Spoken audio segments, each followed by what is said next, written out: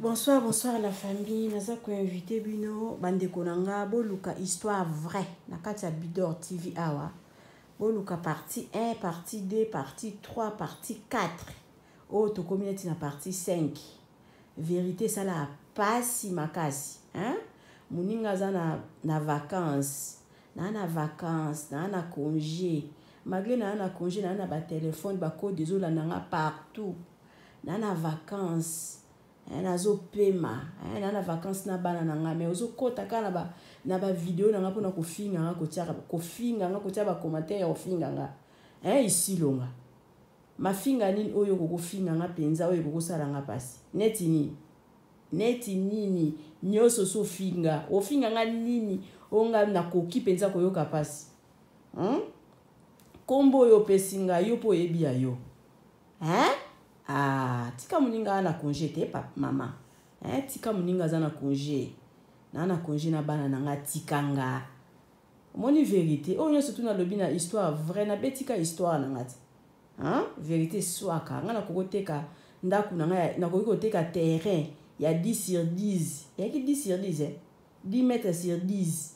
na teka terrain ya 10 mètres sur 10 pona ko somba hectare ya 2 hectares na kokosala ngo te hectare à 2 hectares eza $1000 $1000 eza eloko côté yo so simba 5000 donc laisse-moi calmer na kati ya matonge auberge na biso ezali wana pona ba séjour na bino botala ndenge mama Bijou abongiseli bino place ya kitoko ya kolia place na biso ya détente toza na malewa oyo tolambaka kitoko na kati mama Nadine azozela bino botala tokoti na appartement numéro 5 oyo mama Bijou alobaka chambre ya pamba.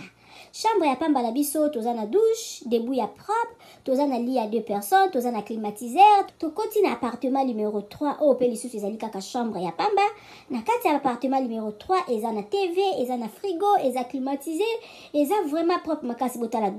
toilette nango.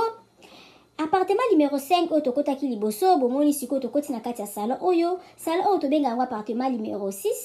Appartement numéro 6 oyo ekomaka 2 chambres na appartement numéro 5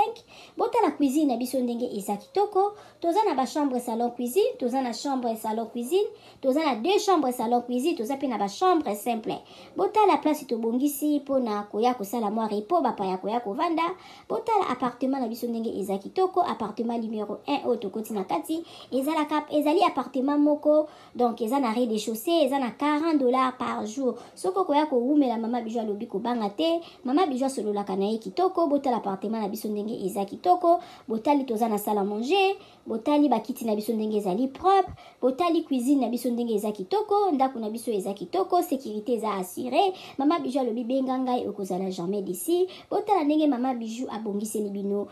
ba appartement na biso mama Bijou alobi mbangu de pe malembe tokokoma botala mosala na biso ndenge ezotambola kitoko mama Bijou alobi toza na problème ya maite toza na problème ya courant toza na départ unique toza na groupe tema na yo ba appartement na biso tobandi à partir ya $15 seulement ozwi chambre na yo ya kolala ya bien soki pe okoya koumela koleka ba 3 mois chambre wana ya $15 tozorango kaka na $10 balobi ya boye bozwi wapi soki kaka epa na biso na matonge na Irebu A37 te mama Bijou alobi solution eza epa na biso aboye nanu ezala te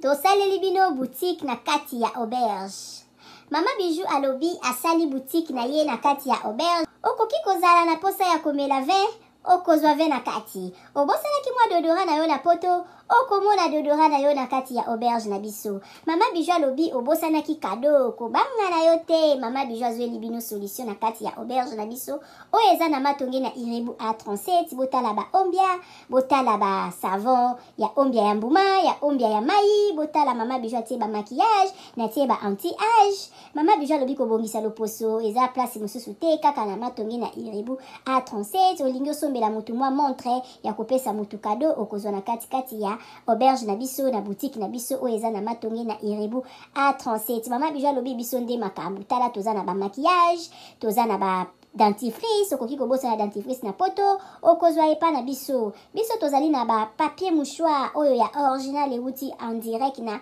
Allemagne botala toza même na ba bande hygiénique mama Bijou alobi boutique na biso nde makambo boutique na biso eza na Matonge na Iribu A37 okoki kobosana na yo chargeur na yo na poto kobanga na yo te mama Bijou atie tina ba chargeur mpona kocharger telefone mama Bijou akanisi bino na nyonso toza na ba coton-tige toza na nyonso okoki kobosana eloko na poto kobanga te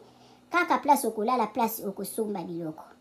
epa na biso totekaka pirate te botala biloko na biso ndenge eza kitoko ozala posa kosala mutu kado yo oza na poto contacter mama Bijou na numéro 1